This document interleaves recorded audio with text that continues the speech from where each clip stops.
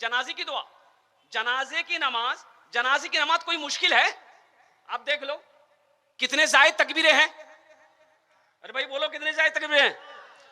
अच्छा कितना नौजवानों को, ये तो जनाजे की नमाज ईदैन की नमाज से आसान है। ईदैन की नमाज में जायद 6 तकबीरें हैं, जायद 6 तकबीरें हैं, और उसमें हाथ उठाना पड़ता, बहन करके फिर उठा करके छोड़ना पड़ता है, फिर छोड़ना पड़ेगा, फिर छोड़ना, फिर बहनना होगा। आई बुधवा को पते नहीं है कि कब छोड़ना है, कब बहनना है, कब क्या करना है।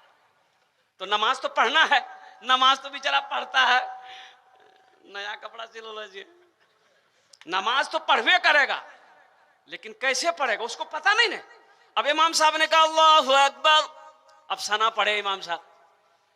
अब ये 3 तकबीर जायद है, अल्लाहु अकबर, अल्लाहु अकबर। अब इसको पते नहीं कि कब उठाना है, कब बांधना है, कब करना। तो भैया तू उठे लोगी भाई, नमाज होगी? अरे बोलो ना, कि सीखोगे कब? ईद की नमाज, ईद का कपड़ा सिलाने से पहले नमाज सीखो, पहले तरीका सीखो, इमाम साहब से सीखो ना भाई। भाई मस्जिद के इमाम साहब है, उनसे सीखेंगे, मदरसा बगल में है, मदरसे में जाकर सीखेंगे, हाफिज साहब से सीखेंगे, कारी साहब से फिर सीखेंगे। हजरत मुझे ईदैन की नमाज का तरीका मालूम नहीं है, आप हमको बता दीजिए कब हाथ बांधना है, कब छोड़ना है, कौन सी तकबीर जायद जाएगी, कौन सी तकबीर में नियत बांधनी। भाई जान सकते हो कि नहीं? एक नौजवान सना से इमाम साहब से नमाज सीखने गया, इमाम साहब ने सामने बैठा, बैठो ये बताओ सना आती है? सना आती है? बोला नहीं सना नहीं आती है, कभी कभी बबली आ जाती है।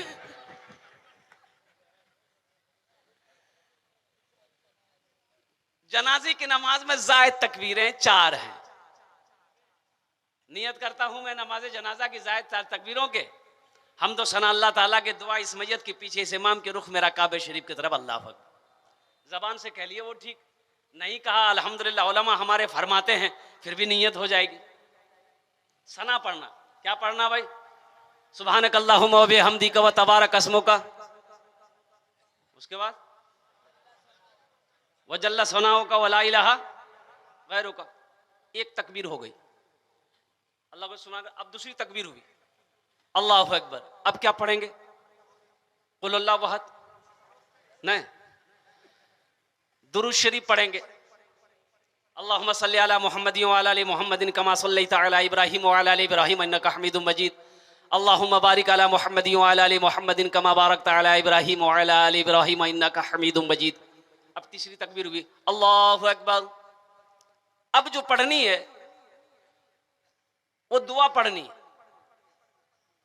नौजवानों, मेरे बच्चों, गौर करने का मकाम है। बाप का जनाजा है, माँ का जनाजा है, चचा का जनाजा है, भाई का जनाजा है, दादी का जनाजा है, दादा का जनाजा, अपनों का जनाजा, दुआ तो पढ़ो। अल्लाहुम्मा अग़फ़िर लि हय्यना व मय्यतिना व शाहिदिना व गायबिना व सगीरिना व कबीरिना व ज़करिना व उनसाना। अल्लाहुम्मा मन अहयतहु मिन्ना फ़अहयिही अलल इस्लाम व मन तवफ़्फ़यतहु मिन्ना फ़तवफ़्फ़हु अलल ईमान। कोई बड़ी दुआ है? अरे बोलो कोई बड़ी दुआ है? चौथी तकबीर हुई अल्लाह अकबर। अस्सलामु अलैकुम व रहमतुल्लाह, अस्सलामु अलैकुम व रहमतुल्लाह। जनाजे की नमाज हो गई। अल्लाह अकबर कबीरा। इसलिए मेरे बच्चों दीन सीखो। ये मकतब ये पैगाम देता है, ये मदरसा यही पैगाम देता है कि आओ आओ यहाँ से दीन सीखो। नमाज कैसे मुकम्मल होगी, अत्तहियात कैसे मुकम्मल करना है, दुआए कुनूत कैसे मुकम्मल करनी है, दुआए माशूरा कैसे मुकम्मल करनी है, सूरह फातिहा कैसे मुकम्मल करनी है, और कुरान मेरा कैसे सही हो, इसको मुकम्मल करना। एक भाई 4 बीघा जमीन अपने छोटे भाई का बेईमानी कर लिया, देने को तैयार नहीं। बड़ा भाई है, पैसा वाला है, ताकतवर है, लाठी वाला है, देने को तैयार नहीं। छोटा भाई थोड़ा कमजोर था, कुछ बोलता था लट्ठी लेके निकल जाती थी, चुप हो जाता। भाई बोलेगा लट्ठी के सामने कुछ बोलेगा? ये बेचारा मजबूर था। कुछ लोगों ने मशवरा किया कैसा, तुम पंचायती बैठाओ, मुखिया को बुलाओ, सरपंच को बुलाओ, प्रधान को बुलाओ, पंचायती बैठाओ। वो बेचारा पंचायती बैठाया तो मुखिया जी बोला कि भाई आप इसका 4 बीघा जमीन का है बेईमानी कर लिया। अरे छोटा भाई ना है, दे दीजिए उसको। सरपंच भी बोला, प्रधान भी बोला, बस्ती वाला बोला। तब लास्ट में बड़ा भाई खड़ा हुआ, बोला देखिए मुखिया साहब, हम आपकी भी बात माने, सरपंच साहब की भी बात माने, पूरे बस्ती वाले का बात माने, लेकिन हम जमीन नहीं देंगे। तो माने कहां से? तो लोगों ने छोटे भाई को कहा कि भाई सब्र कर लो, ये देगा नहीं, चाहे सब्र कर, बोले सब्र कर लिए, अब नहीं मांगेंगे, अल्लाह इसका इंसाफ करेगा। कुछ महीने गुजरे, हज का महीना आ गया। अब ये इसका बड़ा भाई जो बेईमानी किया था, ये सोचा कि थोड़ा एक मरतबा हज कर ले। हज का अप्लाई कर दिया, वीजा भी आ गया, जाने की तारीख बन गई। अब हज में निकलना है, तो उस इलाके में बहुत बड़े आलिम दीन थे, सोचे कि हजरत से मुलाकात कर ले, दुआ ले ले। हजरत सारा वाकया से वाकिफ थे।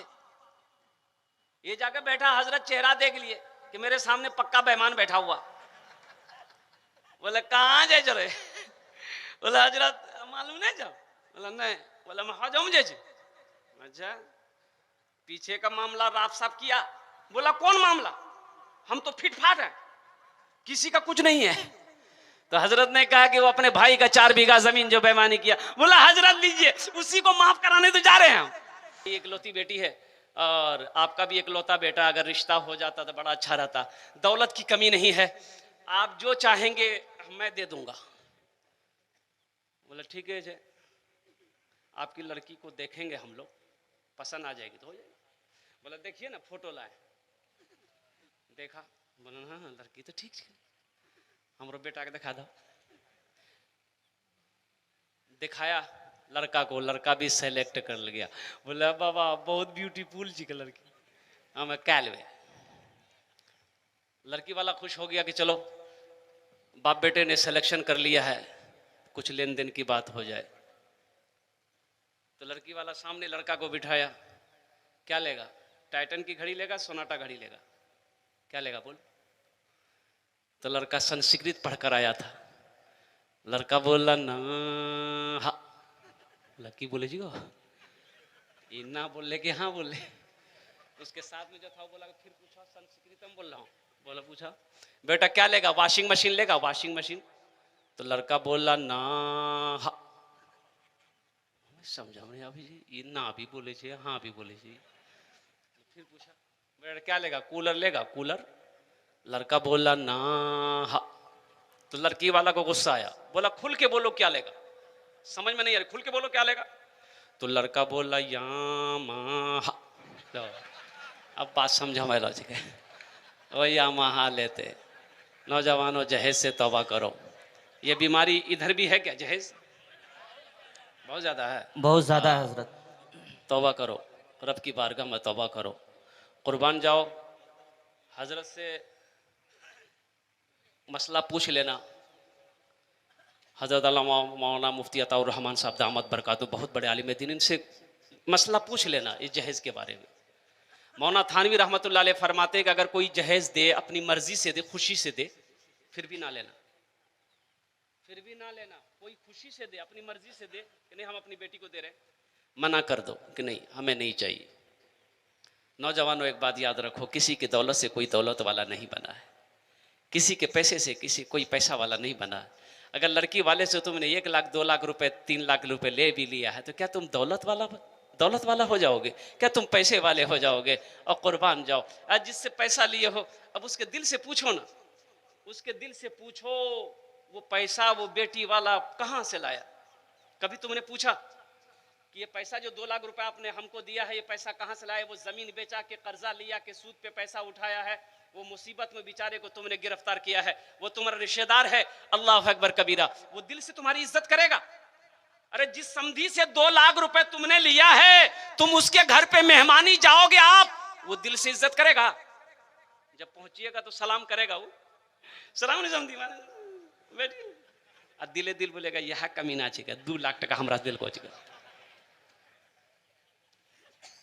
ऐसा ना करो, इंशाल्लाह तौबा करो। ना जहेज लेंगे ना जहेज देंगे, इंशाल्लाह तैयार हैं। कितने लोग तैयार हैं? हाथ उठाओ। ना जहेज देंगे ना देंगे। आज जो ले लिए हैं वो रिटर्न नहीं होते। बच्चे को कुरान पढ़ाओ, अपनी बेटियों को कुरान पढ़ाओ, खुद भी कुरान पढ़ो। ये मकतब ये मदारिस हमारे अल्हम्दुलिल्लाह, अल्लाह तौफीक दे, अल्लाह तौफीक दे तो इनकी खिदमत करो, इनमें ताउन करो। अल्हम्दुलिल्लाह मस्जिद अल्लाह का घर है, मदरसा रसूलुल्लाह का घर है। मौजूद सामीन किराम, अब यही बच्चा बड़ा हो गया, नौजवान हो गया, जवान हो गया, शादी की बात चली है, शादी की बात चल गई, अब वो कितने लोग बाराती आकर बैठ गए। अब एक रस्म यहाँ भी है, ये भी देखने को मिलता है यहाँ पर कि बाराती लड़की वाला के यहाँ बाराती जाते ना, कितना कितना 5 आदमी की 10 आदमी जैसा तो सब 200 आदमी 200 जी कम भेले 200। अच्छा, किसी किताब में ये बाराती का जुमघटा जो है ये नहीं, ये कैसा खाना है, शर्म आनी चाहिए। जो लोग बारात 100 150 200 लेकर लड़की वाला के यहाँ जाते हैं, भाई लड़की वाले के यहाँ खाने का आपका हक ही नहीं है, हक नहीं है।